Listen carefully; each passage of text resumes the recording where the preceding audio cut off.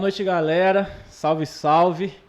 Mais um aqui, mais um episódio, graças a Deus. Good City Podcast, mais um. Hoje, galera, seguinte, estamos com um convidado aqui top, um convidado que já estava na nossa lista, já estava na nossa mira já. E é uma honra pra gente ter esse cara aqui, um cara que é referência na nossa cidade. Eu lembro que quando eu tava começando na caminhada, esse mano já tava, faz tempo já tava pavimentando a estrada aí do evangelho aqui na nossa cidade. E quero apresentar para vocês ninguém mais do que nosso mano Leandro. Como é que você tá, meu mano? Junto, mano. Seja bem-vindo aí, muito obrigado por aceitar o convite. Pô, que honra. Demorou um pouco, né, mano? Minha lista tava bem pra baixo lá da lista, hein? Tá doido. É nada, é o terceiro comigo? É o terceiro comigo, né? O quarto contando os episódios, né? Que top. Uma honra estar aqui, mano. Sim. Alegria mesmo, sim. Vamos extrair a boa semente desse coração aí. Vai ser legal. Da hora, show de bola. Antes da gente começar essa troca de ideia, quero falar pra vocês aqui dos nossos patrocinadores. Põe logo já o primeiro pra gente aí, Vini, certo?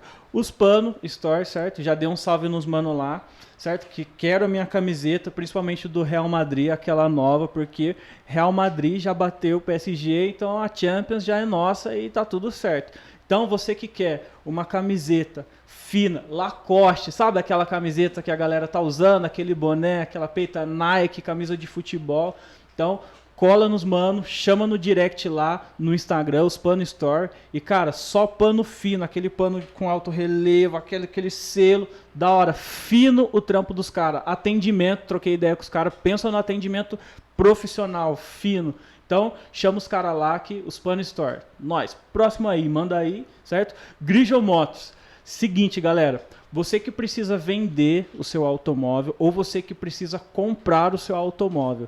Seguinte, às vezes nós queremos vender o nosso automóvel, Leandrão, e nós não sabemos com quem falar, por onde começar, como que funciona esse processo para a gente vender o nosso carro seminovo e adquirir um carro em melhores condições para a gente. Então, para compra e venda, essa galera da Grigio Motors, eles fazem toda essa ponte, né? Eles cuidam de toda a documentação para você, facilitando todo esse processo. Então, você que precisa comprar um automóvel ou até mesmo vender o seu, tenho que passar lá, vou passar lá, meu mestre Vini, e fazer esse negócio com os caras. Chama os caras, Instagram, Facebook, a sua rede social preferida, você vai encontrar os caras lá, certo? Grigio Motos, tamo junto.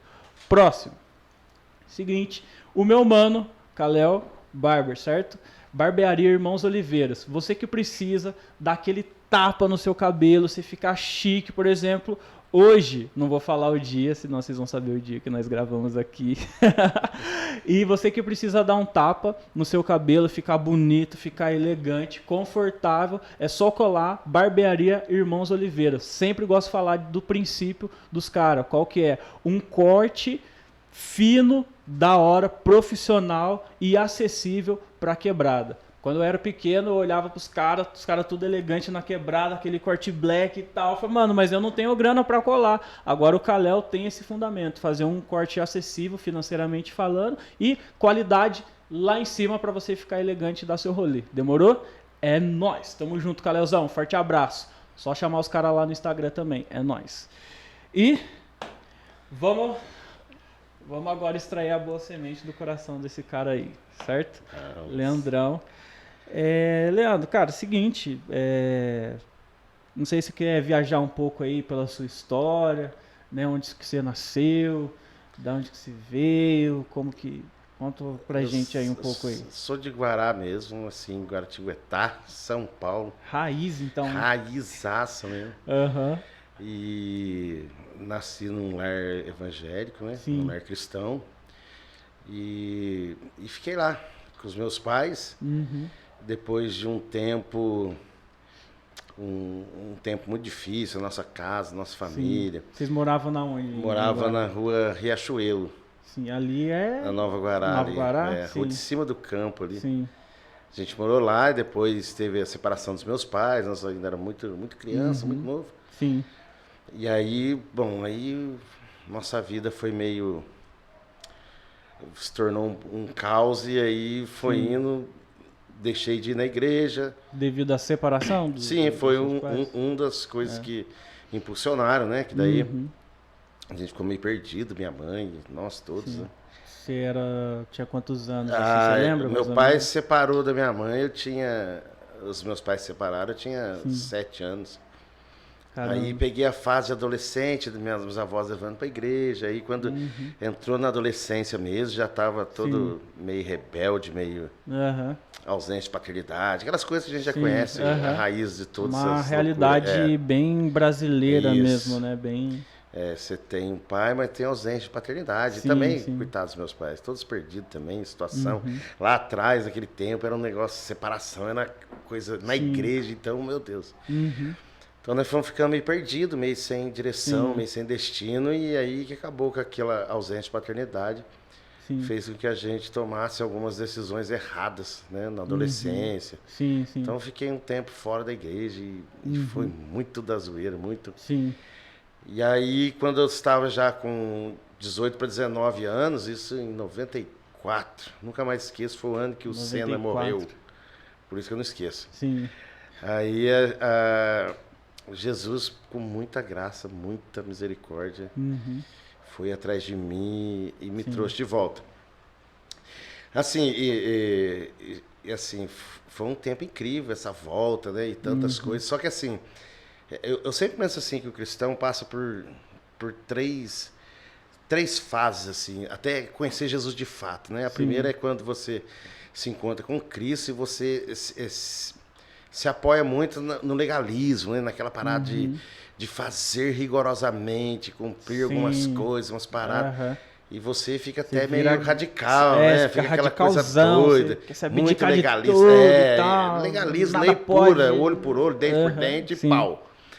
E depois de um tempo, passa um pouco o tempo, você se torna religioso, né? Você começa a valorizar os seus atos religiosos. Ou... Você começa a cumprir uma agenda, né? Sim, você começa a achar que o tempo que você ora equivale, o quanto você lê a Bíblia, o quanto você jejua. E você acaba se tornando religioso, né? Porque você tem um entendimento equivocado, às vezes, das Escrituras, né? E, pelo amor de Deus, abrindo parênteses aqui, a disciplina cristã faz parte da vida cristã, né? Jesus ensinou a gente. Mas, assim, é quando a gente se apoia nisso e dá uma certa sensação de que somos salvos por causa das nossas práticas religiosas ou dentro de um contexto de disciplina, como se a disciplina tivesse poder para nos salvar. E a disciplina nada mais é do que um reflexo de fruto do Espírito, que abrange uma disciplina. O que é uma disciplina? É você ter domínio próprio, você ter temperança, saber o lugar, o momento e a hora de todas as coisas. Ter esse discernimento. Então aí você passa um tempo assim, e quando eu cheguei nessa fase, eu comecei a me apoiar na justiça própria, naquilo que minhas mãos pudessem realizar, naquilo que eu podia fazer. E, de repente, já andando já um bom tempo de caminhada, e fui atropelado pelos meus deslizes. E aí, para quem se apoiava em justiça própria, aí é um tombo muito grande, né? Sim. E Assim, aí você... Só te interromper, isso eu acho muito interessante. Eu não acho muito feliz, né, esse assunto, mas é interessante porque precisa ser tratado. Geralmente aquilo que é indigesto é o que precisa ser tratado, né? Como que você vê hoje essa parada que a galera se converte, né? Passa por esse radicalismo, tipo, me converti, vou queimar o CD do Metallica, vou queimar o CD do Racionais, vou queimar isso, tal, queima os bonés, queima as correntes, queima tudo. E depois você passa a cumprir uma agenda, crendo num conjunto de regras, que aquilo te torna salvo, o conjunto de regras e o cumprir de uma agenda. Por exemplo, eu tinha bastante debate com um cara que achava que porque tinha 20 anos de igreja, ele era salvo. E essa parada, como você vê a periculosidade de estar em condenação dentro de uma igreja e como que você vê assim, por que nós nos tornamos assim? Ou por que nós passamos por isso? Na verdade, assim, existe um certo sentimento muito egoísta. Hoje eu quero crer, assim, eu não conheço as outras igrejas, mas nós lá na nossa igreja, nós combatemos muito isso, que existe um certo egoísmo se tratando do reino de Deus. Porque assim, ó, nós já colocamos Jesus dentro da, entre aspas, da nossa religião, né? Nós acreditamos mesmo que Jesus é evangélico, né? Sim. E muitos enquadram Jesus nisso e qualquer ação de Jesus fora do contexto que ele está inserido, evangélico, Jesus é evangélico. E aí, qualquer ação de Jesus fora desse contexto atribui isso a não ser, não atribui isso a Jesus, não atribui isso a uma obra do Espírito, não atribui. Então, assim, e a gente vai tomando isso e vai sendo, e vai se tornando isso. Então, assim, a gente começa a desmerecer pessoas que talvez não olhem tanto quanto a gente, que não leem a Bíblia tanto quanto a gente. Aliás, eu me coloco aqui como o que menos lê, o que menos ora, o que menos jejua. Mas assim, aí a gente vai se apoiando nisso e isso faz com que a gente cometa algo que Jesus sempre abominou, que é a acepção de pessoas. Então, assim, dentro de um contexto de uma igreja, existem várias fases que as pessoas estão. Então a gente começa a fazer separação dentro da própria igreja, a gente começa a se achar santo por aquilo que nós fazemos, praticamos, e enquanto na realidade Jesus nunca quer as nossas mãos, ele nunca quer aquilo que a gente sabe fazer, mesmo porque tudo vem dele. Então aí a gente é levado para esse lado, como se nós, para sermos aceitos como cristão, nós temos que fazer várias coisas. E aí Jesus fica alegre com aquilo que a gente está fazendo. Fazer. Exato. E essa pessoa nunca... Você pode conversar com essa pessoa, conversa hoje, daqui 5, 6 anos, 10 anos, ela está no mesmo lugar. Porque ela não tem um coração ensinável, ela está dentro de uma caixa de sapato e acredita de verdade que Deus está ali. Né? Ele quer dar padrão a tudo e a todos. Então, coloca uma margem, né? Exato. Uma régua. E Deus dele não trabalha fora disso daqui, né? Eu sempre prego lá na casa, sempre a gente fala sobre isso nos nossos GCs, que é as nossas células, a respeito disso. Jesus não quer tijolos. Ele diz que nós somos pedras vivas usadas para a construção de uma casa espiritual para que Deus possa habitar. Então, quando fala de pedras, você olhar na rua, você vai ver quantas pedras você encontra e nenhuma é exatamente igual a outra, não tem como. Né? Uma variedade. Os ribeirões que a gente vai aqui, Ribeirão que a gente vê, encontra pedras diversas. Então, Deus ama tanto isso, essa multiforme graça, que usa o Leandro, que é uma pedra mais rolicinha, como usa o Denis, que é uma pedra mais chapadinha, cada um com seu shape, e cada um com a construção que recebeu, porque se eu acredito que Deus me escolheu para servir a Ele, eu creio num nível de entendimento, de luz, através da Bíblia, da revelação do Espírito. Se eu tenho um entendimento que Deus realmente me provocou para ser salvo, que acho que é essa palavra que define bem, né? É como se Ele nos cercasse, como se Ele nos provocasse. Né? E se eu creio que Deus trabalhou na minha vida desde lá do ventre, porque muita gente fala do salmo incrível, que é o Salmo 139, que Deus me conhece, que Deus... Se a gente crê num Deus assim, então eu tenho que crer que a cultura que você recebeu na sua formação, e aqui eu recebi, e aqui outro irmão meu recebeu, a forma como ele foi tratado, os seus gostos, suas peculiaridades, eu preciso entender que isso também foi um tempo de governo de Deus na minha vida, ainda que eu não tinha, talvez nessa fase da minha vida, reconhecido Cristo como meu Senhor. Então, eu acredito nisso, eu acredito que a sua formação intelectual, a minha formação intelectual, a nossa formação cultural, tudo fazia isso... parte de um... Claro, porque Deus queria que nós viéssemos até Ele com aquilo que já foi inserido. É claro que há uma junção com uma cultura do céu, com a cultura do reino de Deus. Tipo, Deus apaga nosso pecado, mas não tira a nossa inteligência. Claro, a nossa essência, é uma nossa lavagem cerebral, né? Sim. Então, assim, eu acredito que Deus trabalha tudo isso. Então, às vezes na igreja a gente encontra pessoas que não conseguem respeitar isso e querem padronizar, como se Deus tivesse colocado uma forma e todos nós fomos fabricados numa forma, forçados, porque se você vê como o tijolo é feito, é assim, aquilo é prensado e é tirado todo e qualquer excesso para que fique igual a todos. Então, assim, a igreja que é religiosa, até mesmo a legalista, há uma diferença bem grande, mas a igreja, aquela que a gente fala às vezes que é religiosidade, que quer dar padrão, essa igreja perde muito em crescimento. Por isso que eu falo pra você passa 10 anos, é a mesma coisa, ela não sai lugar.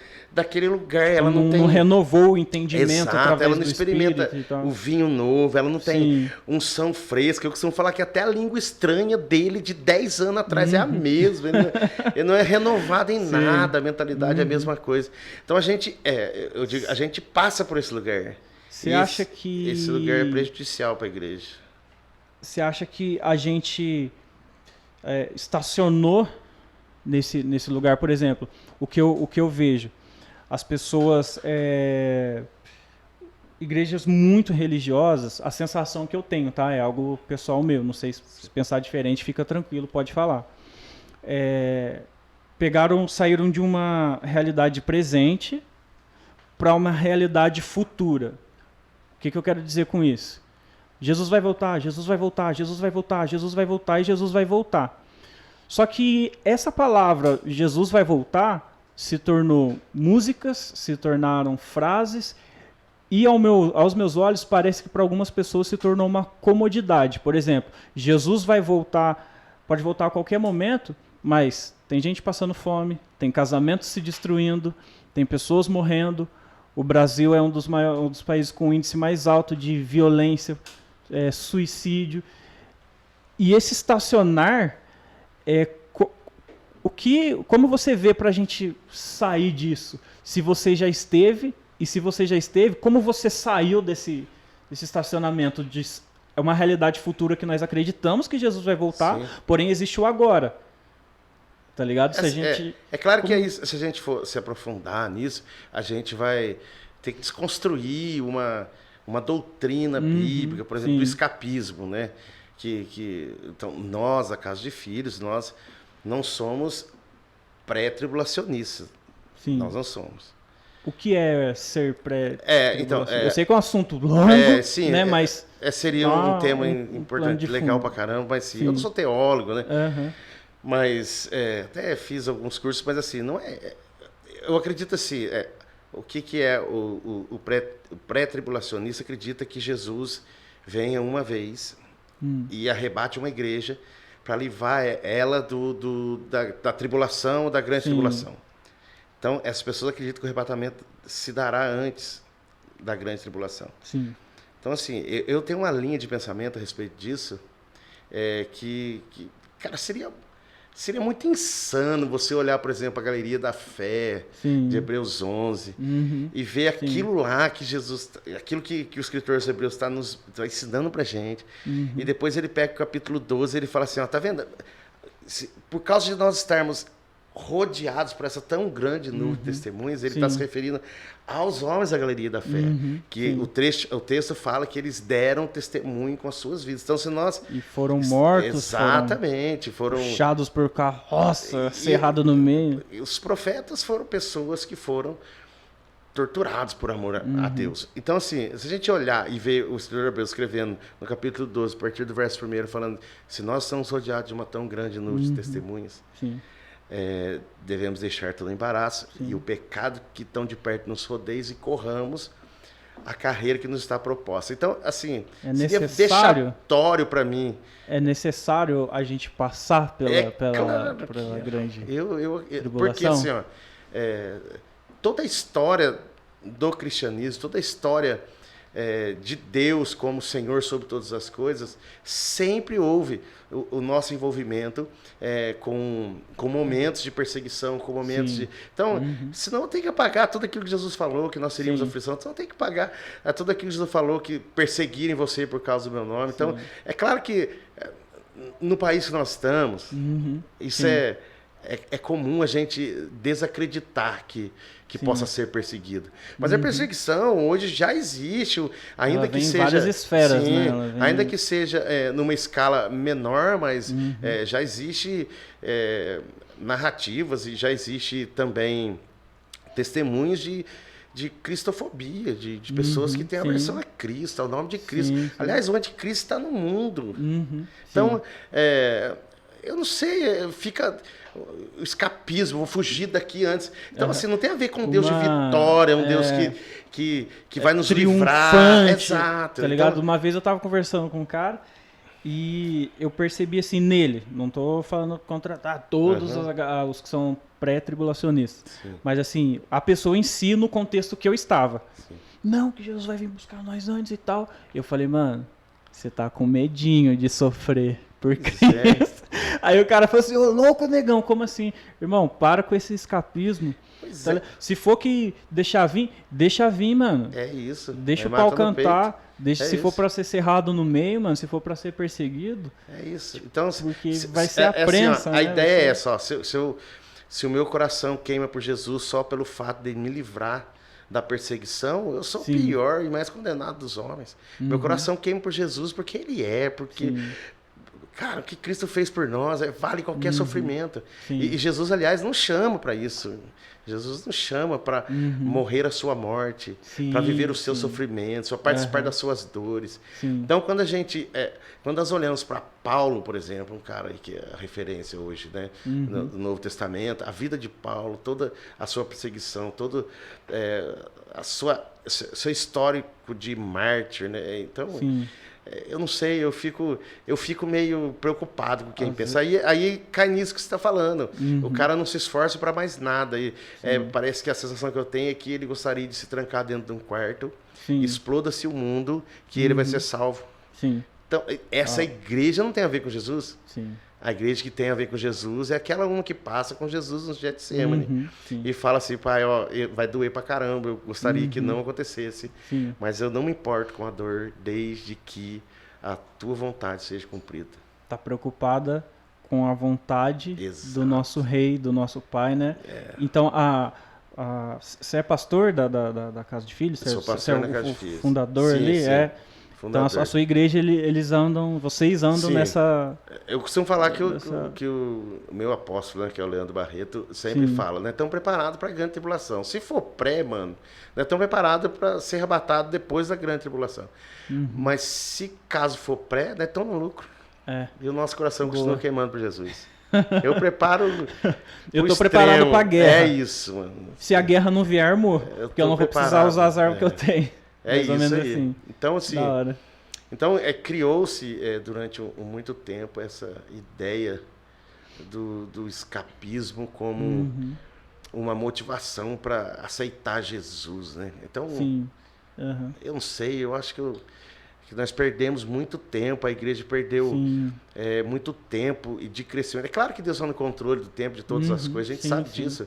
Mas custou, né? Mas a sensação que eu tenho é que Deus agora está tendo que nos acelerar, porque o tempo dele não muda, ele tem um tempo determinado. A sensação que eu tenho é que tudo que a gente tem visto, a gente tem ouvido, que Deus está acelerando a sua igreja. Cara, vocês que estão atrasados, o tempo está se cumprindo. Eu tenho essa mesma sensação, então, assim, cara. Quando começou a pandemia, a primeira ministração na nossa casa, quando começou a pandemia, Deus me deu uma palavra incrível e para a nossa casa, para a direção para a nossa casa, a respeito de um ajuste no nosso relógio, no nosso tempo. Porque o tempo de Deus está certíssimo.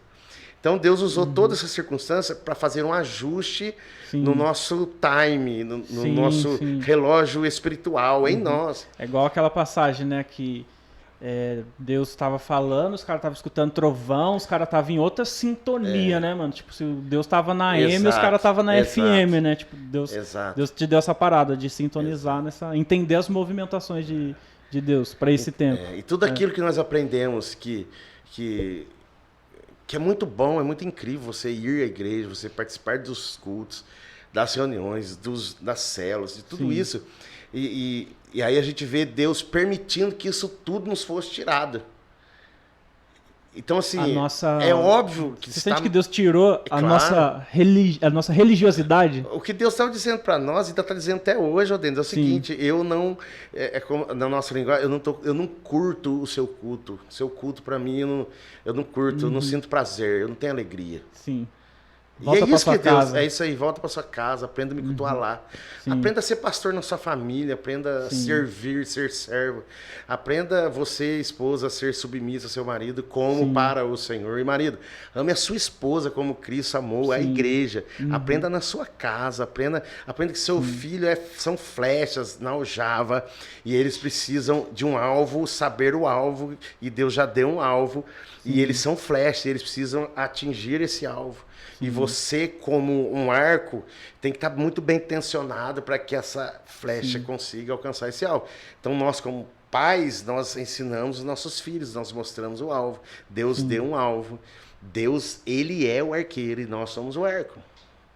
Então, esse alinhamento... Deus vai apertar as arestas ali, né? Deus vai... esse alinhamento houve em toda a igreja. Agora, claro... É claro que o cara que é natural não consegue ver nada disso, porque as coisas espirituais só se discernem espiritualmente. Exatamente. E a igreja tem os carnais, tem os espirituais e tem os naturais. Sim. Os naturais é aquele que entra e sai da igreja da mesma forma, nunca houve uma transformação. Indiferente. Ele vai lá para curtir a banda que é legal, ele vai lá para curtir a palavra, pô, legal pra caramba. Sim. E ultimamente essa palavra coach para ele é o máximo, é tudo que ele precisava. É uma versão melhorada de si mesmo. É tudo que ele nunca aprende que ele precisa morrer. Sim. Né? Ele sempre precisa só prega, melhorar. Não se prega transformação, né? Porque transformação custa caro. Ele prega uma tinta nova. Vamos passar uma tinta aí. Sim.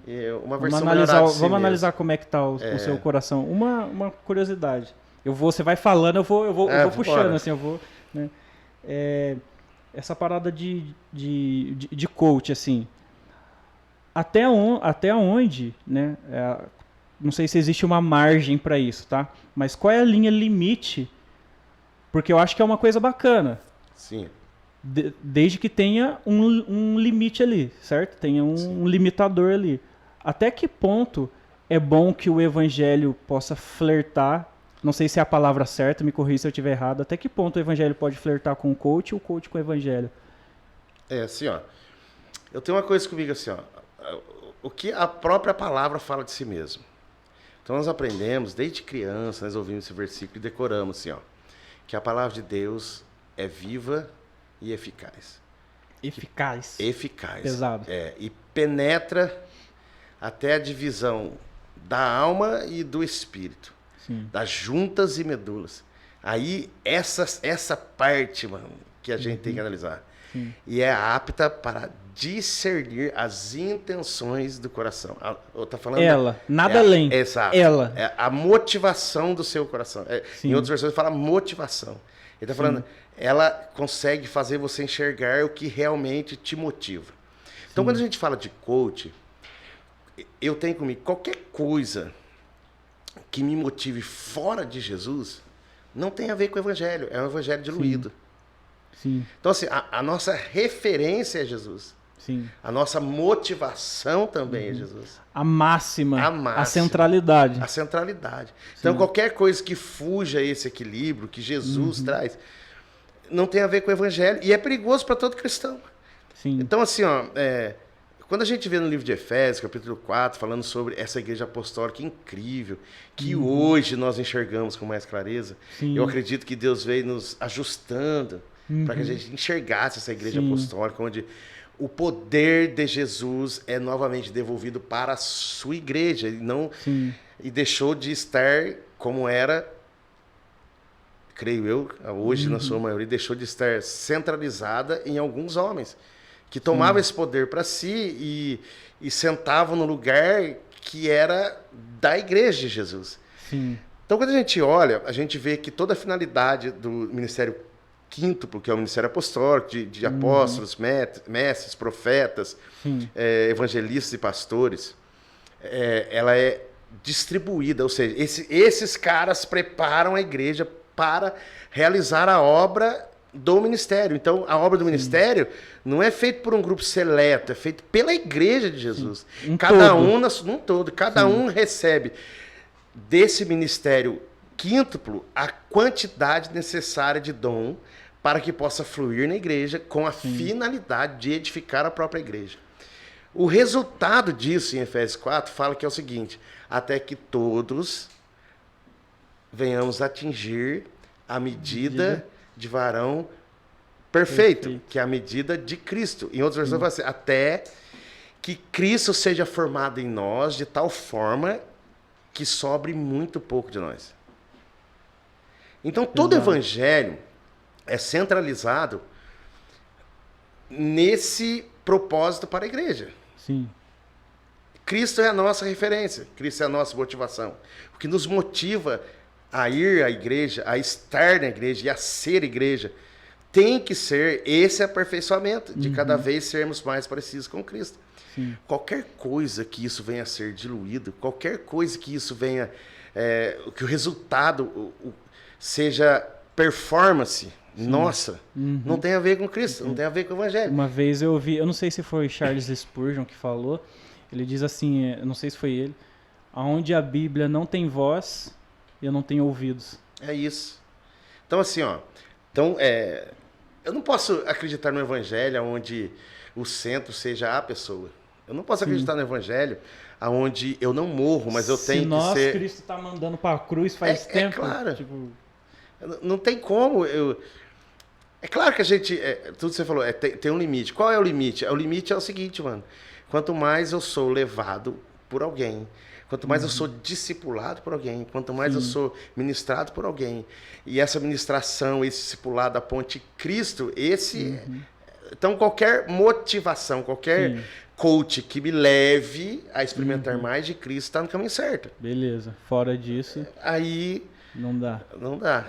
Agora, é claro que a gente entende que existe, como a gente está falando aqui, que nós não acreditamos numa igreja escapista. Como nós acreditamos que existem coisas incríveis, que Deus nos predestinou, vou usar um termo mais correto para não gerar polêmica, que Deus predestinação. Que Deus nos trouxe à vida através de Cristo para um propósito. Qualquer propósito de Deus passa por uma motivação. Sim. Mas assim, vamos lembrar uma motivação de Jesus? Vamos lembrar? Jesus, Jesus acabou de ressuscitar. Encontra com Pedro e os caras voltando a pescar. Sim.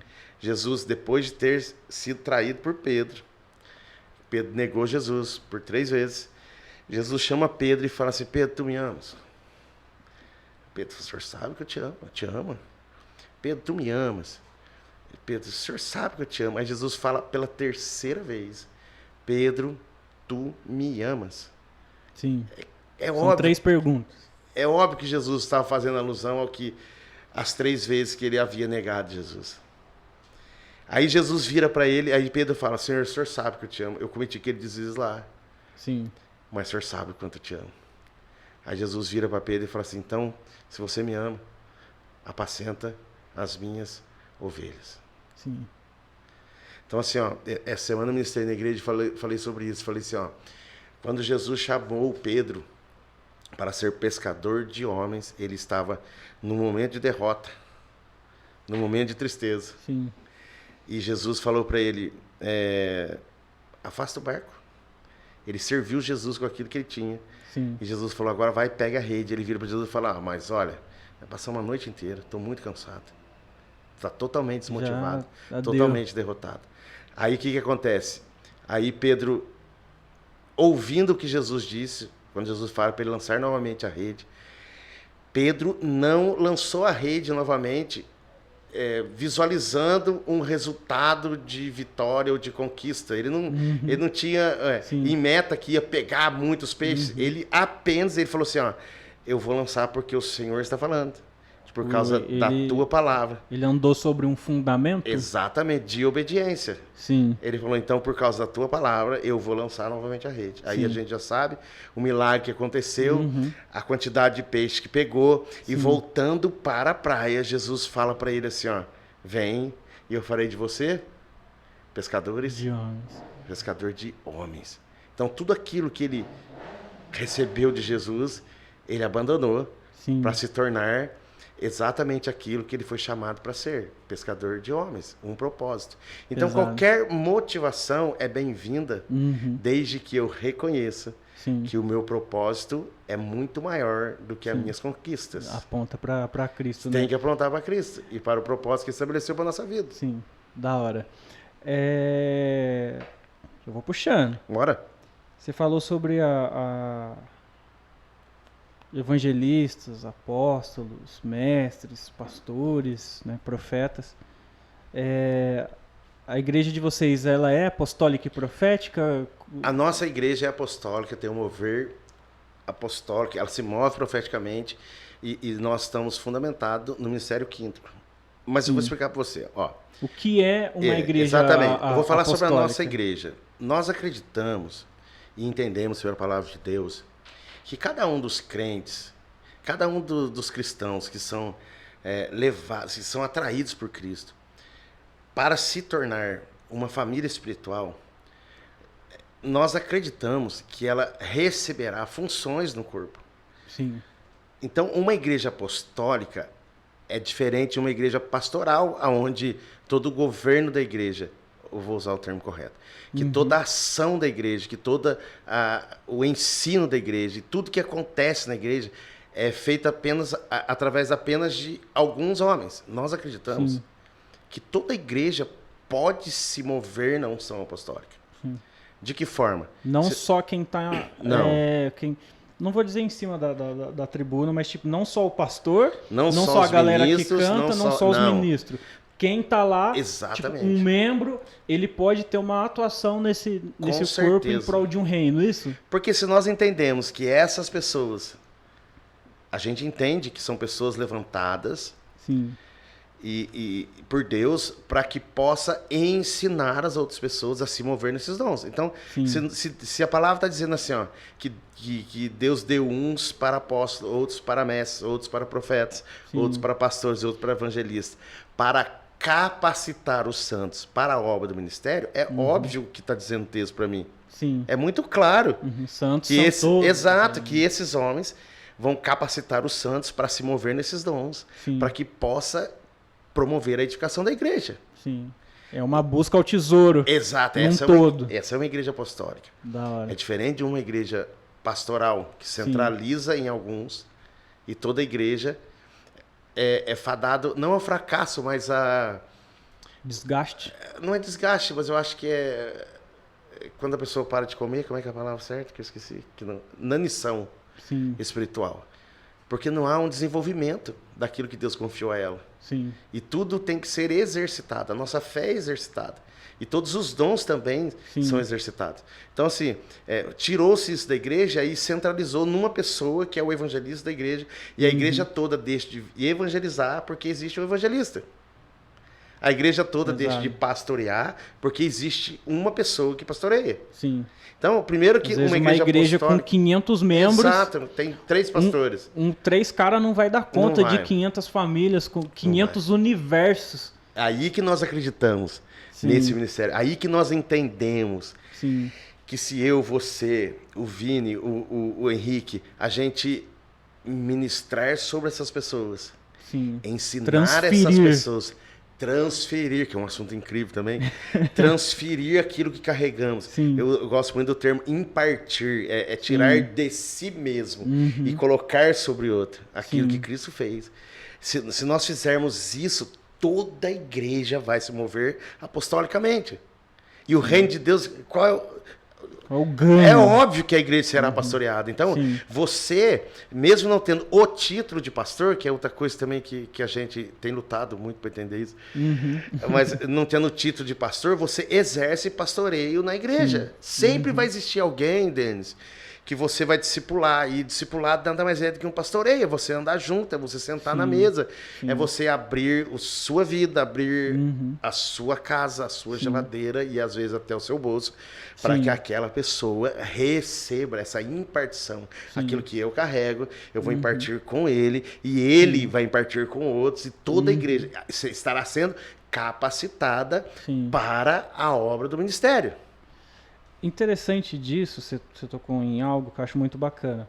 Eu, particularmente, já sofri com isso. E como que você vê, assim, eu já senti uma distância, né, muitos anos atrás isso, do pastor com o rebanho. Essa parada de mesa que você falou, do sentar onde todos são iguais, é mais ou menos essa linha assim, que eu vejo. A gente senta ali no mesmo nível, não estou distante, o cara pergunta como que está o seu coração, o cara me ama, o cara me abraça, o cara me confronta, né? Tipo, meu pastor chega em mim, o pastor Ricardo Bola de Neve, e aí, mano, como é que tá seu coração? Como é que tá seu casamento? Como é que tá seu trampo? Né? O que você tá, qual a sua visão de tudo que está acontecendo? O que Deus tem falado com você? Uma vez, eu tenho muitos amigos católicos, eu gosto de conversar com eles. Né? O pessoal fala, né, política, religião e futebol não se discute. Para mim se discute com sabedoria.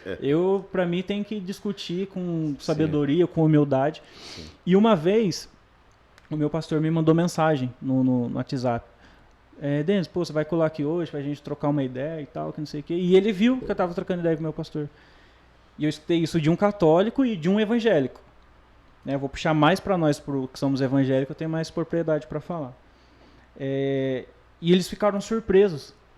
Os caras falaram assim, ô louco, mano. O seu pastor tá te dando um salve no WhatsApp, perguntando como é que você tá, se você vai lá trocar uma ideia com ele hoje. Eu falei, uma naturalidade, né? Sim, por quê? Cara, tipo, eu não sei nem onde meu pastor mora. Tipo, eu nunca senti uma abertura, uma confiabilidade para me abrir pro meu pastor, para falar que eu quero me matar, que eu quero tomar um veneno, que eu quero pular da ponte, que eu tô preso em pornografia, que eu tô preso em adultério, que eu tô preso em vício, que eu tô preso numa série de coisas. Como que vocês, como que a igreja, Casa de Filhos, enxerga isso? Como que ela trata? Qual é a importância? Qual é o resultado? Qual é o ganho do reino? Primeira coisa que eu, como pastor, tive que ter minha mentalidade transformada pelo Espírito, foi quando eu comecei a perceber que, por mais incrível que fosse a palavra que Jesus estivesse ministrando através da minha vida, porque eu creio assim, e eu sei que você também entende assim, nós somos apenas um instrumento, só uma ferramenta. Sim. No corpo, eu sei muito bem a minha função no corpo. Eu sei que eu sou uma voz, eu sei que eu sou a voz que vira o barco, eu sei que Jesus me usa nisso. Mas assim, é que você falou, na mesa eu sou uma voz, mas existem outras pessoas que carregam algo incrível de Jesus. Sim. Então assim, primeira coisa que mudou na minha mentalidade, na forma de ver a igreja, que o Espírito de Deus trouxe revelação no meu espírito, foi acerca da lacuna que existe do altar ao coração dos cristãos, dos irmãos, da família. Quase um abismo. Um abismo. Então, assim, eu recebia palavras incríveis e ministrava, mas fruto daquela ministração não havia. Então, era uma palavra que ele ouvia ali, e hoje, por exemplo, com toda a distração que nós temos, através das redes sociais, ele sai da igreja, já sai perdido, já perde aquilo ali que ouviu e acabou. A palavra não encontrou um solo, exato, né, fértil. Né? Eu sempre ficava querendo entender essa parada.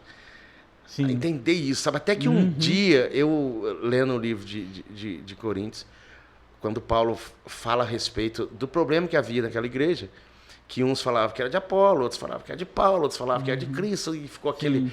Aí Paulo vem ensinando para a igreja de Corinto e fala assim, olha só, deixa eu deixar uma coisa clara para vocês, nem é minha, nem do Apolo essa igreja.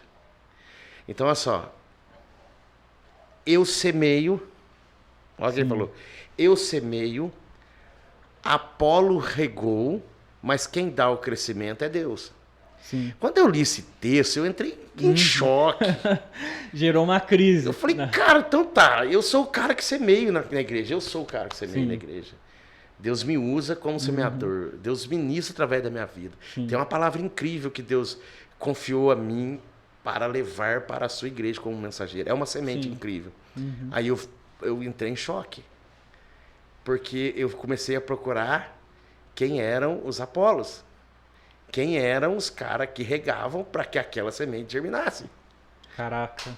Porque o solo, por mais adubado que seja, você sabe disso. Sim. Se não houver quem regue, a semente não germina. uma pergunta, tá? Esse regar é cuidado? Exato. Discipulado? Discipulado. O que é discipulado? O que é regar? Regar é aqui, ó.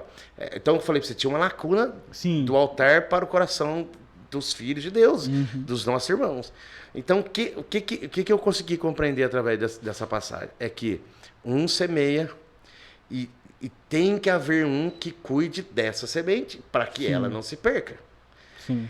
Tem que ter alguém que regue. O que é regar? É ensinar na prática como aquela palavra vai transformar a minha maneira de viver. Sim. E de forma mais profunda depois, a minha forma de pensar. Porque a palavra tem que transformar o nosso entendimento. Sim. Arrependimento, tem muita gente que pensa que arrependimento é só choro e voltar e pedir perdão e desculpa e tá, beleza. Mas arrependimento é mais do que isso, é mais profundo. Arrependimento é a transformação na maneira de você pensar. Pesado. Então, quem é a pessoa que faz essa ponte? Quem é que rega? Quem que cuida? Quem tem essa função de... E é uma função até Jesus voltar. Porque olha só, Jesus, uma parábola que Jesus ensinou, que é incrível essa parábola também. Jesus diz que um homem tinha uma terra e aquele senhor foi ver a terra. E aquele dono da terra foi ver. E quando ele passou naquela terra, viu uma figueira que há 3 anos não dava fruto algum. Sim. Aí olha só. Enxergou. Exatamente. Então já era uma árvore grande, Sim. foi-se uma semente, cresceu-se, virou uma árvore. Só que aquela árvore não dava fruto. Sim, em algum acaso ali da vida dela, da jornada dela. Ela deixou de dar fruto. Então cessou. olha só. Aí, na parábola, Jesus fala assim, então aquele senhor olhando para aquela figueira, falou assim, por que essa figueira ainda está aí? Ocupando esse lugar. Se ela não está cumprindo... Se ela não está cumprindo o propósito de dar fruto. Sim. Então Jesus está falando assim, ó, que aquele senhor falou, ela está ocupando um solo que é fértil, mas que não dá fruta, ou seja, está ocupando, porque era para estar dando fruto por causa do sol que ela estava. Aí aquele senhor falou assim, então corta essa figueira e arranca ela e planta outra no lugar. Sim. Aí aquele senhor que servia aquele dono daquela terra, aquele fazendeiro virou para o senhor e falou assim, olha só, vamos fazer o seguinte, permita que eu cuide dela esse ano. Permita que eu descubra as raízes e adube lá nas raízes. E joga adubo lá na raiz. Origem do problema. Exato. E daqui 1 ano a gente vê se dá fruto. Sim. Se ela não der fruto, a gente corta. Então, olha só. Quem geralmente lança semente não descobre a raiz. Quem lança semente já joga num lugar onde já existe uma cova. Sim. Então não é função de quem semeia. Sim. Então quem são os caras que vão descobrir essas raízes? Raiz que fala lá no íntimo. Quem é que vai sentar na mesa? Sim. Quem é que vai cavar para descobrir aonde está, aonde que precisa que Jesus toque, aonde são as salinhas escuras que ele não permite que a luz do Espírito entre. Aí nós ministramos na mesa com essa pessoa, da forma que você falou. Como é que está seu casamento? Como é que você está tratando a sua esposa? Seus filhos estão bem? Como é que está o seu sacerdócio? Como é que está seu relacionamento? Que é a pergunta que mais dói. Como é que está o seu relacionamento com Jesus? Sim. Quanto de tempo você tem investido com Jesus? Aí ali, nós vamos descobrindo. Eu tenho uma pessoa incrível que fala muito da minha vida. Se manifesta, né, cara? Eu acho incrível isso. A Jaque, ela vai assistir com certeza. A Jaque, Salve, Jaque. Ela é incrível, é pastora da Poema de São José, junto com o meu discipulador, que é o Vande. Sim. Então, ela vem ministrar na nossa casa um dia e eu fui percebendo como Deus usava ela poderosamente. Ela vinha, contava uma história e vinha se aprofundando e vinha tirando, mano, aquela terra da raiz. É coisa incrível. Sim. Te amo, Jaque. Então é que você esteja ouvindo isso. E ela vinha e a gente percebia quando a gente já estava sem máscara alguma e Jesus já tinha... detectada onde estava o nosso... Aí ela vinha com uma palavra de confronto e como se fosse um remédio, mano. E aquilo fazia com que a nossa mentalidade fosse transformada. E eu comecei a pensar na igreja como um todo, como toda a história minha na igreja. Quando não... Eu tive muita sorte. Sorte não, Jesus colocou pessoas incríveis no meu caminho, senão eu não estaria hoje servindo a Jesus da forma que eu estou. E aí eu comecei a pensar nessas pessoas, nessa lacuna que não era preenchida por ninguém. Era um monte de gente gritando em cima do púlpito. Você saía da igreja e não lembrava nem do que tinha ministrado. era roubado da gente na segunda o que recebemos no domingo. Exatamente, e era roubado, como a própria palavra, a parábola do semeador fala. Sim. E, cara, e veio as aves e comeram aquela semente, acabou. Sim. É o diabo roubando o nosso coração. Então, eu comecei a perceber que quem são essas pessoas. Eu percebia que eu era, por incrível que pareça, um pastor assumir isso, né? Que eu era muito limitado nisso. Sim. Eu não tinha acesso. Começou que a gente tem aquela história, pastor, né? Já fica constrangido de se abrir, de falar, porque sempre pensa numa punição, né? O pastor não era para estar ligado a uma figura na qual me arremete medo. Exatamente, né? Era o Mas contrário. era uma... Teria que ser, né? E então tem muita gente que concorda comigo que quando você fala isso, tem muitas pessoas que são incríveis evangelistas, mas que nunca serão bons pastores. Exato. Tem pessoas que são que se movem no ministério profético, que apontam um destino para alguém, mas jamais poderá ser pastor. Então, eu tenho um amigo. Eu só te dar um exemplo. Por exemplo, eu me movo no profético. Aí, cara, o pessoal fala assim, não, pô, um dia dá aula pra gente. Eu falei, mano, não faz isso comigo. A minha pegada é o quê? Chegar na quebrada, né, discernir a atmosfera profética daquele ambiente e liberar algo sobre aquilo. Cara, não me ponho para dar aula. Esse não é o meu lugar. Você está falando é incrível, porque a igreja perdeu muitas pessoas que já tinham recebido algo incrível de Jesus. Sim. E não pôde impartir no corpo porque alguém achou que ele tinha que ser músico. Alguém achou que ele tinha que ser qualquer coisa menos aquilo que Jesus chamou ele para ser. Então, assim, aí a gente percebendo isso, eu percebi que a igreja é um todo. A igreja é um todo. Eu tenho muito problema em lidar com pessoas que assumem para si uma posição de quem governa sobre a igreja sozinho. E eu não consigo. A única cabeça que existe na igreja é Cristo. Todas as outras partes são membros. Sim. É o que eu falei, eu sei da minha responsabilidade como voz na igreja. Eu sei que tocar, você sabe da sua né? responsabilidade. Outros vão ouvir. Como mover profeticamente a igreja, se mover profeticamente e levar a igreja a se mover profeticamente. Porque também não existe resultado nenhum de edificação no corpo se eu me mover profeticamente e não passar para a igreja, impartir para a igreja. Gerar vida. Exatamente. Né? Na igreja, uma vida, vamos usar esse termo, vida profética para a igreja se movendo profético. Sim. Não adianta entender nada as você... movimentações, Exato. né, cara? Exato. Tipo, a gente tá vivendo o verão, né? Mas a gente já tá tecendo a roupa do inverno, né? A gente já tá atento a... Então, não adianta nada eu ser um excelente pastor se eu não conseguir, no mínimo, uma equipe CERN de 3 que também pastoreie a partir daquilo que eu impartir sobre eles, da capacitação que eles receberem através daquilo que eu recebi de Jesus.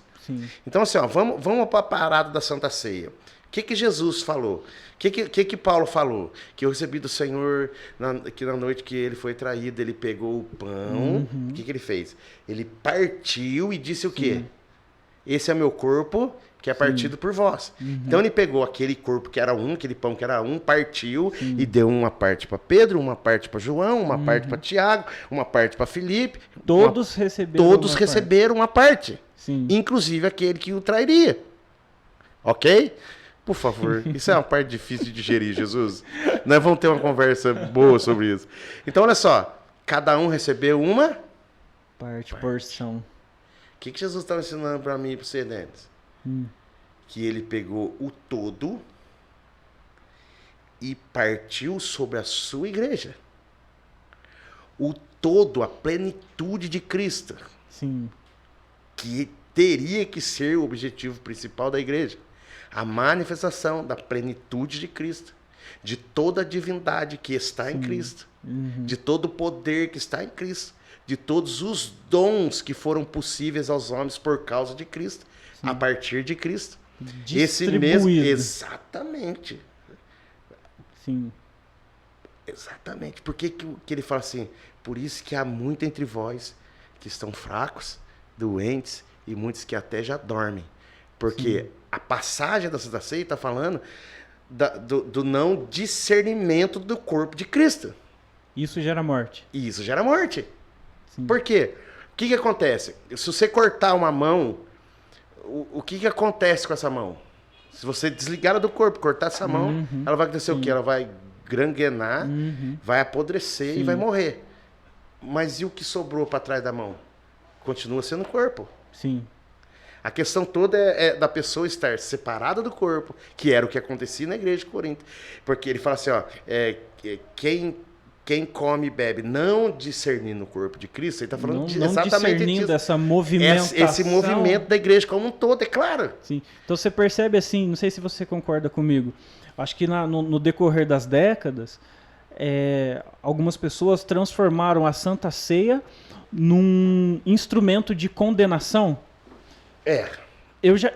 Experiência minha, Denis, eu já cheguei na Santa Ceia com medo e saí apavorado. Pois é. Porque dos caras falam assim, mano, não toma se tiver pecado, senão você vai pro inferno e tal. E estereotiparam a Santa Ceia e a desconstrução é essa. Como se a Santa Ceia fosse um tribunal. O lugar de você se avaliar se pode tomar ou não. Sim. E não é isso que o texto diz. O texto fala sobre examinai o homem, pois assim mesmo, e coma. Sim. A questão toda da ceia é não discernir o corpo de Cristo. Quem não discerne, come e bebe para sua própria condenação. Sim. Porque ele tá num... Ele tá fora de um barco que está se movimentando para um destino profético, né? E ele vai ficar às margens da... Então, quem não discerne o corpo de Cristo jamais senta à mesa para ser discipulado. Sim. Corre. É lógico. Sim. Quem não discerne o corpo de Cristo, ele não entende que precisa participar das mesas, que precisa ser discipulado, que precisa se submeter e ter um coração ensinável. Quem não discerne jamais senta à mesa deles. Pesado. Quem não nasceu de novo, que não foi gerado pelo Espírito, não senta à mesa. Que não permitiu que as salas escuras do coração fossem visitadas. É disso que fala. Cara, dá uma examinada. Vê se você realmente é parte do corpo de Cristo. Vê se você se enxerga como membro de um corpo. Sim. Uma vez eu passei uma situação assim. Tava correria de trampo e tal, e você deixa ser tomado por uma agenda de você mesmo, de trampo, de estudo, disso e aquilo. Aí eu peguei e não tomei Santa Ceia. Aí os caras já viram, né? Os fuzileiros, os snipers de plantão. Os caras chegaram em mim e falaram assim, mano, e aí? Eu falei assim, cara, eu não tô entendendo a movimentação. Eu não sei o que tá acontecendo aqui. Então eu não quero, não sei se você concorda comigo, eu não quero gerar condenação pra mim, porque eu não estou entendendo a movimentação profética do lugar. Eu não lembro a última vez que eu fui confrontado pelo meu pastor. Eu não lembro a última vez que eu pude somar em vida com a minha igreja. Eu estava mais uma prótese do que um membro real, do que um membro onde o sangue corresse, tá ligado? Aí os caras... Por quê? Porque alguns caras tinham essa visão de que a Santa Ceia era um tribunal de condenação e não um lugar... Né, um ambiente de análise, de introspecção, de profundidade para cumprimento de um destino, para um cumprimento de uma parada bíblica. Só te interromper, perdão. Galera, seguinte, no meu lado direito, no seu lado esquerdo tem o QR Code. Estamos no Spotify, galera. Então você que quiser nos escutar, conversa muito da hora. Leandrão, massa demais. Então você que quer acompanhar no YouTube, vai sair no YouTube, mas pra galera que trampa, que tá no trânsito, que tá correndo, que as mulheres que tá lavando louça, os homens que estão lavando o carro, coloca lá no Spotify, tem QR Code aqui na tela e estamos lá. É nóis. Vamos continuar. Onde paramos? Paramos na parte da ceia. Então assim, ó, a ceia é uma celebração de uma nova aliança e uma celebração da comunhão. A ceia é para os santos. Sim. A ceia não é para Jesus. Sim. A ceia é para os santos. É uma celebração da comunhão. Esse é o meu corpo que é dado por vós. Esse é o sangue da nova aliança. Existe alegria nesse corpo que é dado por vós? Por exemplo, o que eu quero dizer com isso? Eu já fui em Santas Ceias que fúnebres. Pô. Você é mais experiente que eu.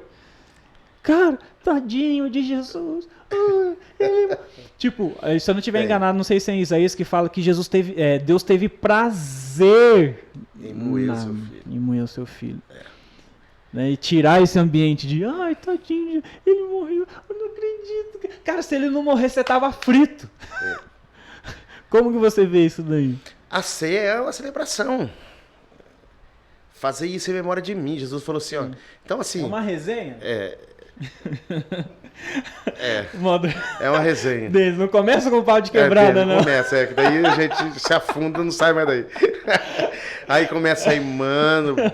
Ai, começa. É pouca ceia. Era mais um churrasco. Aí Mas a ceia, Denis, eu enxergo a Santa Ceia como uma celebração. É uma celebração do seguinte fato. Nós jamais poderíamos estar reunidos como estamos na Santa Ceia, se não fosse por causa do sangue de Jesus e por causa do seu corpo que foi partido por nós. Sim. Nós acreditamos na celebração. É claro que há todo um pensamento no martírio, mas não de Jesus, mas não no sentido de senão ele continua morto. E nós celebramos a Santa Ceia a vida. Sim. Ele vive. Exato. Em breve voltará. É isso. Ele está falando, anunciais a minha morte até que eu venha. Então nós falamos de algo que nos inspira, que nos motiva a continuar e a perseverar. Uma realidade presente. Uns com os outros, em comunhão. Da hora. A Santa Ceia é a celebração daquilo que Jesus orou pelos discípulos antes de voltar para a glória. E orou por nós, que quando ele ora em João 17, falando que eu oro, Pai, para que eles sejam um como nós somos um.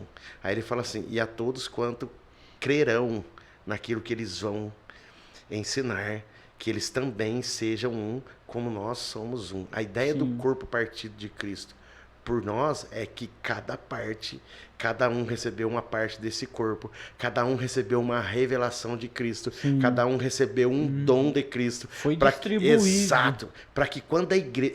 Esse é o motivo da celebração.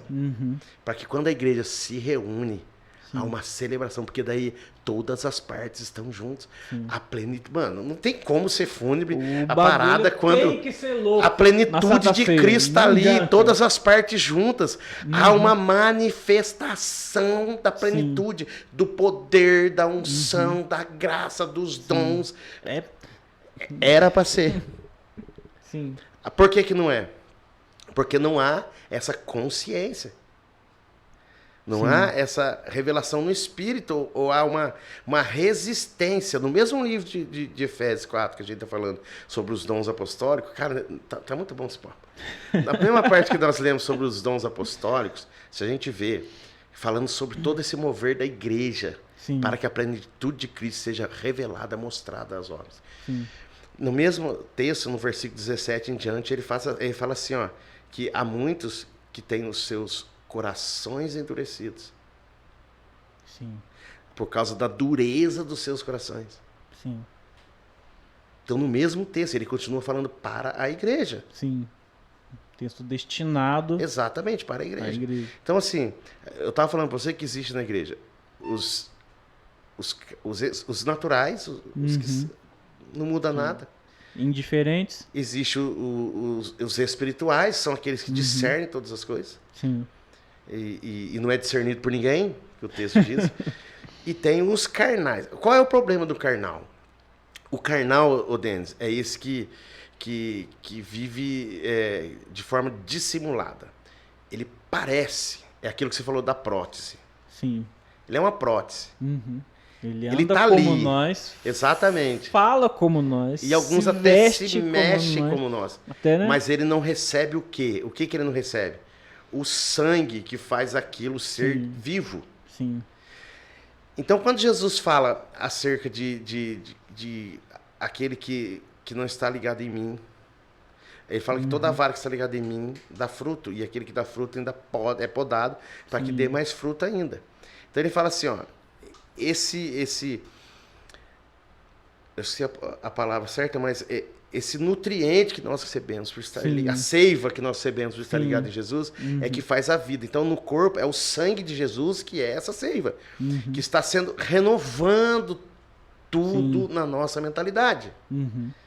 Então, olha só, se eu não estou ligado... Tá correndo, tá transformando, Exatamente. tá promovendo movimentação. Exatamente. Então, tá... se eu não estou ligado no corpo de Cristo, da forma como nós entendemos que tem que ser, se não fluirmos através desse sangue, dessa seiva que nós recebemos, primeira coisa que acontece, nós nos tornamos atrofiados, nós não desenvolvemos. Sim. E segunda coisa que acontece, não há manifestação da vida de Cristo. Então, assim, ó, a pessoa é uma prótese, ela está ali, ela parece que mas ela vive de forma simulada. Ela está ali, mas ao mesmo tempo ela está à margem. Exatamente. Ela vai nos nossos do cultos, rolê. ela vai nas nossas reuniões, canta como nós, ora como nós, ela oferta como nós, dizima como nós, ela vive tudo aquilo, mas não é membro de um corpo, é uma prótese que está ali. Da hora. Então, o que acontece? Esse é o carnal. O carnal, o que ele é? Ele faz tudo isso. Mas é o cara que quando chega alguém com o coração queimando para Jesus, ele vai até esse cara e fala, mano, vamos orar essa semana. E ora essa semana. Não deu resultado nenhum. Ele fala assim, quer saber, mano? Vão lá pro Gordo domingo à noite, vão na Igreja Nata. Sim. Então, o carnal, ele decepa membro. O que ele faz? Ele decepa membro e ocupa o lugar desse membro sendo uma prótese. Mas não é. Porque ele precisa do lugar dele ali. Mas não é. Ele mas não é. Sim. Então ele está ocupando o lugar de alguém que foi cortado por causa da vida que ele tinha. Da hora. Por que um texto incrível da palavra de Deus fala assim, ó, que nós devemos levantar as nossas mãos cansadas, os nossos joelhos desconjuntados, para que aquele que manqueja não se perca. O que ele está falando para mim? Ó? Ele está falando assim, cara, você pode até estar cansado. Você pode até... Aí ele está falando de membros, ele está falando de levantar os joelhos, as mãos. Ele está falando para que aquele que manqueja, ou seja, para que aquele que está enfermo não seja decepado. Sim. Ele está falando do corpo, Exato, né? nós temos que cuidar desse membro. Sim. Por isso que quando fala do corpo, Paulo escrevendo a mesma igreja, quando ele fala a respeito dos membros, é um só corpo, que tem vários membros, ele fala que se o pé estiver doente, todo o corpo vai ficar doente. Vai começar a padecer. Então, o carnal é o cara que decepa esses membros. Sim. Os mais fragilizados. Sim. Seguinte, a gente já foi de uma igreja pastoral para uma igreja apostólica, enfim, tivemos muitas referências. Vou fazer algumas perguntas e você seja bem rápido nessas perguntas. Porque senão a gente vai fazer vigília aqui. 3 é pouco? Vamos lá. Três pregadores que te inspiram. Nossa, mano. Sei que são poucos, né? Vamos falar... 5. Os atuais, tá bom? Porque os antigos aí vão falar que eu sou velho pra caramba. Daí... Não tem problema, então vamos revelar então quão velho você é. 5 pregadores que te inspiram. Tá. Bom, cara, eu acho que Billy Graham é um cara cheio de muita graça. Sim. Ele não era um cara teólogo, ele não era um cara que... Sim. Mas o cara tinha muita graça. Eu conheci um chamado Valdir Bíssigo, já é falecido. Que era bem assim, era um cara que tinha uma graça para pregar. É o cara assim, ó. Eu tive um cara incrível na minha vida, apóstolo Gustavo Lara, ainda está vivo. Sim. Apóstolo argentino, você já deve ter assistido algumas coisas dele. O Gustavo Lara, aquele cara, é um dos pais espirituais do Luiz Hermínio, então assim, a referência é meio alta, né, para nós. Mas assim... Acho que ele já veio aqui em Taubaté, na Sonho de Deus, né, várias vezes. Já tive com ele em São José, tive em Taubaté. Então é um cara que começava a ministrar, cara, parecia que ele... pegar você e você não conseguia sair mais. Sim. Então, você caía nos braços da graça. Não tinha como. Então vamos lá, Billy Graham. Billy Graham. Gustavo Lara? Gustavo Lara, um mais cara 3. incrível. E assim, vamos agora mais novos. Eu sou um cara fanzaço de Luciano Subirá. Eu sou um cara desses mais modernos de hoje, um cara instruído pra caramba, que revela muita coisa, que traz muita graça naquilo que prega. Sim. Aí eu tenho um cara que é fora da curva, que é o Leandro Barreto, que cara, demais. É um cara que humilia, né? Que ele consegue pregar toda a mensagem e aplicar de forma contemporânea. Faz com que a gente entenda o que a gente está vivendo, a realidade nossa, e confronta a gente dentro da nossa realidade de hoje com a palavra. Ele consegue deixar translúcido, ele consegue conectar isso. E é um cara que conseguiu conectar as gerações anteriores com essa nova geração que Deus está levantando. É um cara que não rompeu através ele não excluiu a galera em nome de uma visão nova. Ele conseguiu linkar isso. Tanto é que um dos pastores dele é o próprio pai, né, que está lá na igreja dele. É um cara incrível, fora da curva. E eu ouço muito, é outro cara que eu sou apaixonado também. O quinto. Aí, cara, seria até injustiça, mas assim... cara, dentro da igreja que a gente vive, é um cara que eu ouço muito. E talvez alguns até você nunca tenha ouvido, é bom você ouvir. Eu gosto muito do Francis Chan. Tanto escritor quanto... é um cara incrível, fora da curva. Não tem firula nenhuma nele, não tem nenhuma... Mas é um cara que revela muito sobre a igreja de Jesus. E eu sou apaixonado pela igreja de Jesus. Claro que existem outros, nossa, muitos números, outros. Né?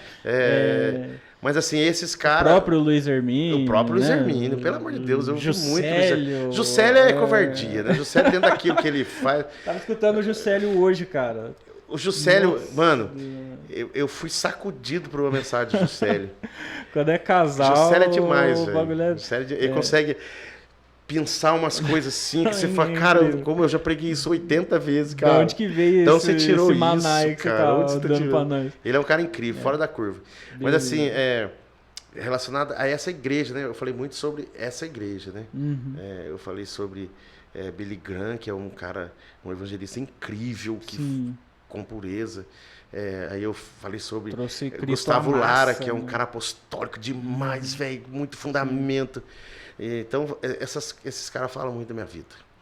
E, assim, seria até injusto, né, mano? Eu tive homens incríveis que ministraram sobre minha vida. Né? Eu tenho pessoas incríveis que eu me espelhei muito. Mas são esses. 3, né? Se quiser indicar 5, eu te dou esse acréscimo. Mas 3 livros que você indicaria. Porque eu entendo que essa visão apostólica e profética ainda para algumas pessoas é nublado. Né? Porque existem essa consciência, essa transformação desse entendimento, né?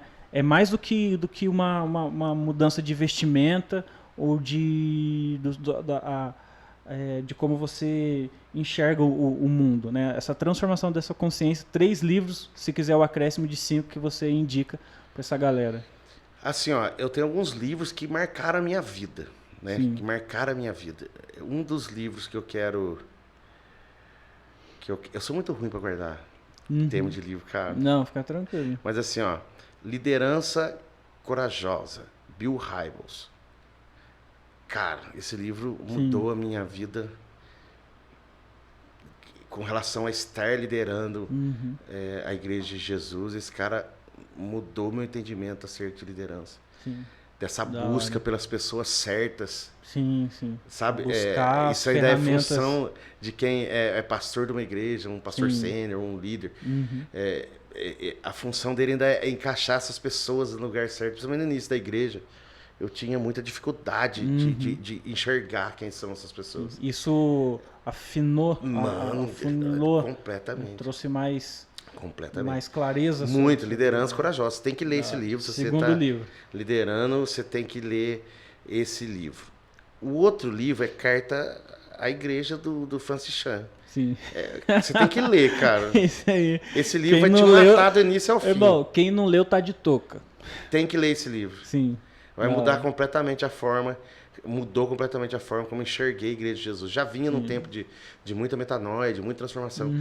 Mas esse livro ajustou a parada. Falei, cara, essa igreja. Né? É do Francis Chan. Um livro incrível. Terceiro livro. Agora eu tenho que refinar mesmo. Agora eu tenho que dar uma peneirada para não... Porque são muitos. Mas assim, ó. Esse livro, se você não leu, você tem que ler. Que é um dos pregadores que falam muito comigo, que eu deixei de fora injustamente. Eu sei que, espero que nunca assista esse podcast, nem me conhece. A gente já inclui ele agora. É o livro Metanoia, J.B. Carvalho.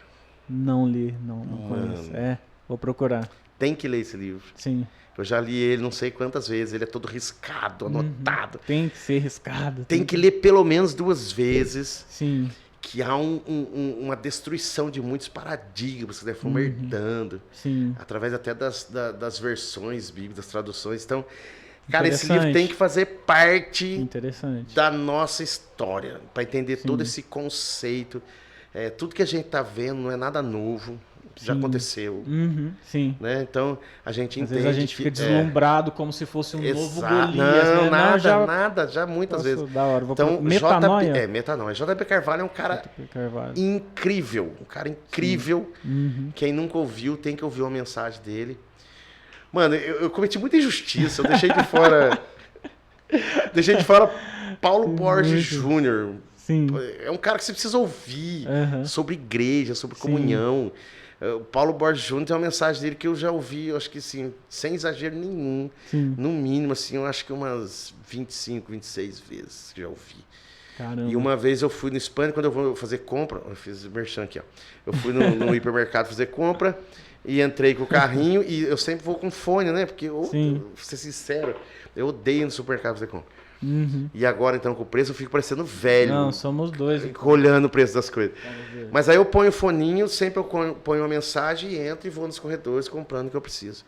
E um dia eu entrei no Hispânico, não tem problema falar. Guará, você conhece o Hispânico? Aí eu entrei no Hispânico, no primeiro corredor, pus o fone, entrei no podcast dele e entrei no corredor ouvindo. Cara, eu acho que já estava na 8ª vez que estava ouvindo a mensagem. Aí o véu caiu assim, mano. Assim, ó, e eu enxerguei com nitidez, com clareza. Foi desvendado o meu entendimento e eu enxerguei o que ele estava ministrando, mano. Descortinou. Aí, cara, mano, eu não consegui me segurar, velho. Repete de novo o nome dessa... Cara, o nome da administração eu não lembro, mas eu vou mandar depois você coloca. Me manda depois. É porque a gente vai ouvindo tanta... Eu não sei o tema exato, eu não sei. Sim. Mas ele deu uma pincelada até no livro de Efésios, a igreja de Jesus. Sim. Cara, e aquilo mexeu comigo dentro do Hispânico e aí eu não me segurei. Eu fui andando naquele corredor em lágrimas, assim, e ouvi soluçando. E a turma passava olhando assim, mano, não entendia nada, mano. Esse cara tá sem dinheiro pra comprar tudo que ele tá pegando. Ele não tava tão errado, né? Mas assim, não era essa a motivação das minhas lágrimas. Mas aquele cara acabou comigo, me destruiu, mano. Aquela mensagem me destruiu. E Jesus foi falando comigo assim, de uma forma tão clara sobre a igreja que nós estávamos construindo. E aquilo me marcou muito. E as pessoas passavam, olhavam, falavam, mano, eu queria tanto que eles enxergassem isso, Jesus. Então, assim, ó, quando a gente fala sobre celebrar, cara, não tem como não celebrar aquilo que Jesus reservou para aqueles, eu vou usar esse termo, humanamente não são nada. Sim. É muito essa rico, revelação. É muito rico, é muita pequeninos. Vida. Ele falou que escondeu dos sábios e dos entendidos e revelou para os pequeninos. Olha a graça nesse essa graça. Então versículo. Foi um encontro com essa graça. Sim. Com essa graça. Quando a gente começou a nossa conversa, a gente falou sobre passar por uma igreja, ser uma igreja legalista, ser uma igreja religiosa. E o que mudou na minha vida foi um dia que eu me levantei pela manhã, já exercendo o ministério. Eu acordei pela manhã e toda vez eu falava com Jesus, o Senhor pode mudar, o que o Senhor quiser mudar em mim, o que for preciso. E a gente fala até meio na arrogância, sentado em cima de uma justiça própria, que eu sou bom pra caramba. É aquela parada que lá atrás nós já ouvimos assim, se eu tiver crédito aí no céu, pá. Os caras falam, não, esquadrinha é meu coração. Deus vai esquadrinhar, acha cada vai, B.O. loucão. Aí eu acordei de manhã, como sempre faço, minha rotina, fui pro banheiro, lavei meu rosto, dei uma olhada no meu cabelo e olhei pro espelho. Quando eu olhei pro espelho, o Espírito de Deus me tomou e me revelou, eu olhando pro espelho, quem realmente eu era. Sim. Cara, aí toda aquela religiosidade, todo aquele legalismo. Foi caindo tudo. Eu chorei, Denis, eu chorei.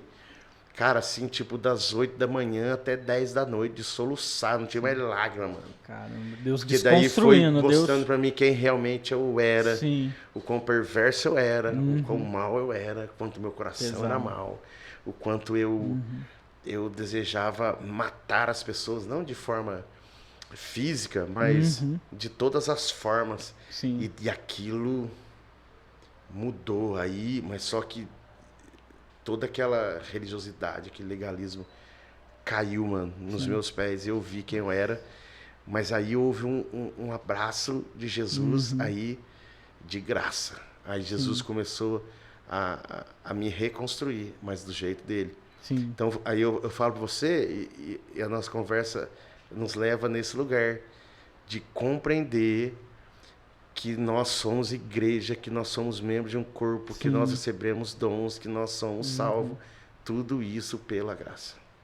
Pesado. Seguinte, já estamos caminhando para o final, infelizmente. Tá bom, tá. Vamos ter que marcar uma parte 2 aí. Vamos, porque não falamos nada das nossas loucuras, Nem das nossas aventuras, nada, mano. Tem que vir outro dia aqui.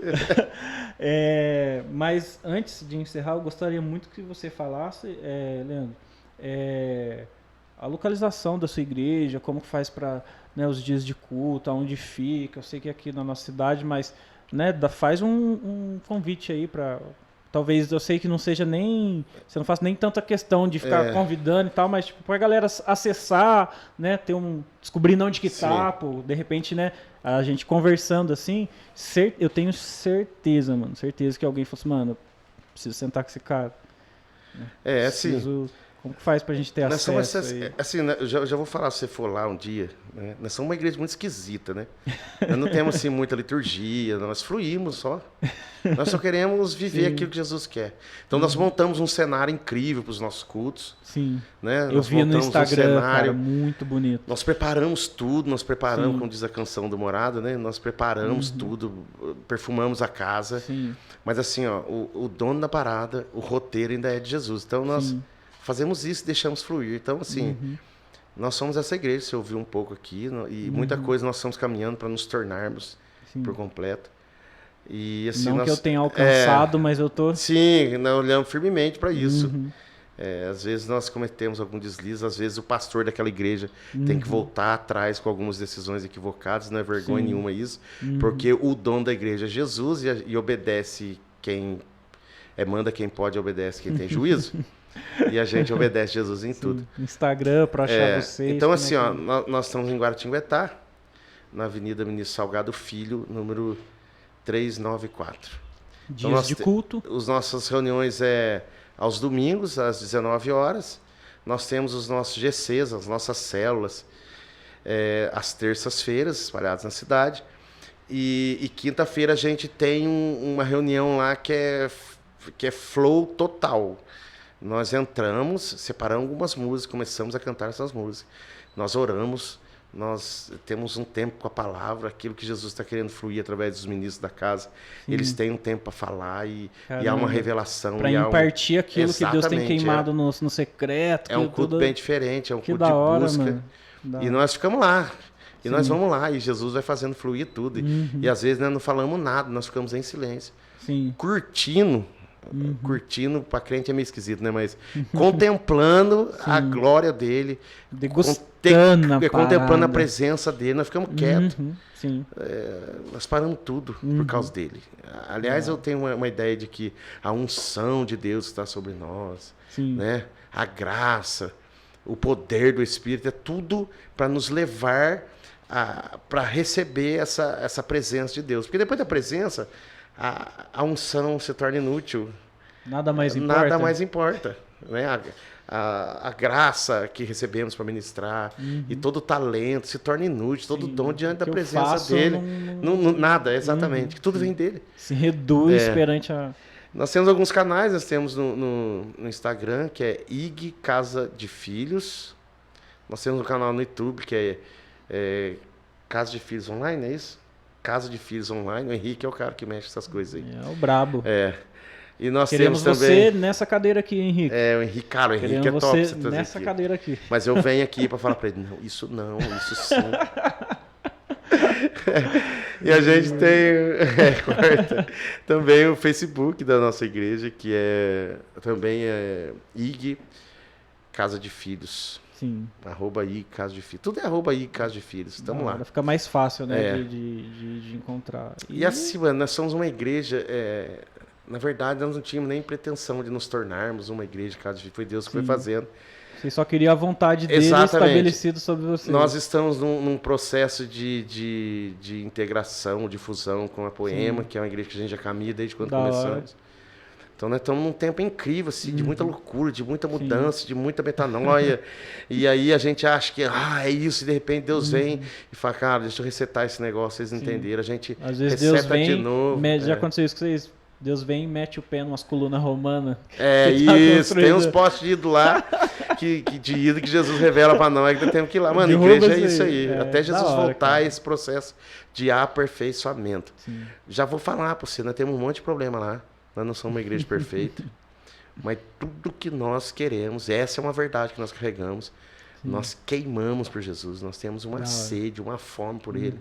E tudo que fazemos é pensando em Jesus.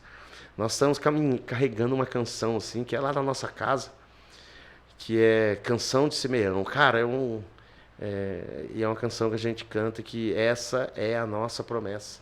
Sim. Que gastaremos a nossa vida para te coroar. Essa é a nossa promessa. Essa é a nossa bandeira. Uau. E é isso que nós fazemos como igreja. Isso me deixa apaixonado por Jesus. Jesus é lindo. Louco. É isso, mano. Cara, mano, vou nem tocar igual na mão do coronavírus. Agora vou pegar a mão assim. Já tô liberado esse trem. Cara, prazerzaço de verdade aqui, te receber. Eu sinto ele aqui. E é real. Estar aqui é um presente dele.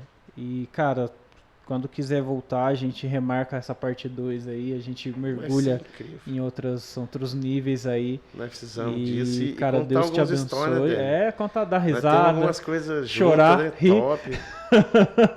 A época que eu ia cantar uns rap lá no Brasil para Cristo. Pô. E tem umas coisas top que nós fizemos junto também, né, cara, mano? foi muito bom, cara, aquela época. Fez parte da minha caminhada, da minha construção. Top. Cara, sou grato a Deus pela sua vida. Mano, Deus abençoe. Eu tô feliz. Cara, você, sua esposa, né? Suas filhas, cara, e sua igreja. Tem que ir lá fazer uma visita. Tá me não devendo, nego, tô tempo. procrastinando isso daí, mas eu vou lá. O Bag tá lá? Tá lá. Tá vindo, tá lá? Tá vindo, então tá tem lá. que ir lá dar um abraço na galera. Fala pra vocês, a igreja nossa é meio esquisita. Olha os caras, Tavinho, Bag, Kiel, Henrique. O Kiel tá lá? Kiel tá lá. Da hora, pesado. E é isso, cara, muito grato mesmo, né? Sou grato a todos os ouvintes, a galera do YouTube, a galera do TikTok, a galera do Instagram, e continuam nos acompanhando, né? Temos muitas novidades vindo por aí, né? QR Code está na tela, nos acompanhem pelo Spotify também, e precisar, tamo aí. Quer deixar um recado final, um agradecimento à Dona Maria?